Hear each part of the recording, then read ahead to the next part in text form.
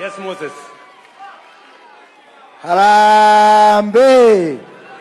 Harambe. UDA. UDA. Kazi ni kazi. Kazi ni kazi. Your Excellency, kuna kitu umesema kwamba watu si ati hawana kazi ya kufanya.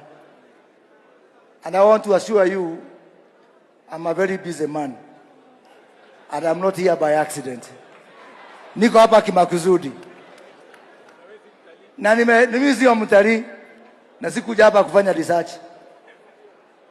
Kwanza, it is decision time in our country.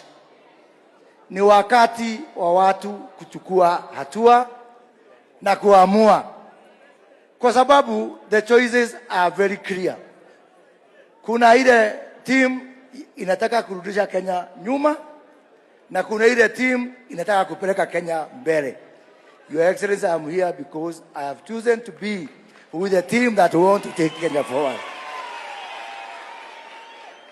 Kama kuna kitu ambao imeniweka huzuni ni kusikia ati watu wanataka kurevise the policy agenda which we have achieved. And by the way, some of those people tuliandika manifesto na wao. Afadhali wale wengine hawakuweko tukiandika manifesto. Huko Amerika, mtu anaitwa Barack Obama alileta kitu inaitwa Obamacare. Trump safari mbili hajaweza kubadilisha Obamacare because it was not for Obama, it was for the people of America. Maneno ya afya, maneno ya nyumba, ile maneno mengine yote unafanya, it is not about you, it's about the people of Kenya. Jomo Kenyatta alikuja akatuwekea mzingi ya Kenya hii. Mzee Moi akakuja na mambo yake. I remember one of the things I was known for when I was minister, maneno ya industrial park ambayo imeongelewa hapa. If you don't know, I learned from Moi. Alikuwa na kitu ilikuwa inaitwa district focus for rural development. Na ndio hiyo ya kusambaza maendeleo Kenya yote. So Moi alichangia, Kibaki akachangia, Uhuru akachangia. I have not heard anybody akisema tutabomoa Thika Road. Sababu tumekuja after Kibaki. Sijasikia mtu akisema tukabomoa expressway. Why would one want to campaign on the basis of reversing what has been done, not by the president's personal money, but by the taxes that all of us collect? For me, it's very sad. Ya pili, Your Excellency, nikiangalia mbele, mimi naona mbele iko sawa. Mbele iko sawa. Mbele iko sawa. Iko sawa, haiko sawa. Iko sawa, haiko sawa. Your Excellency, for the 60-something years we have been independent, this country, we have developed it on the basis of services and on the basis of what is on the service of agriculture. For the first time now, we have the chance to also develop this country from what is beneath our earth. What you are doing in Turkana with the oil that will now go to the sovereign wealth fund will change this country forever. What Joho is doing in mining and blue economy, we have a chance.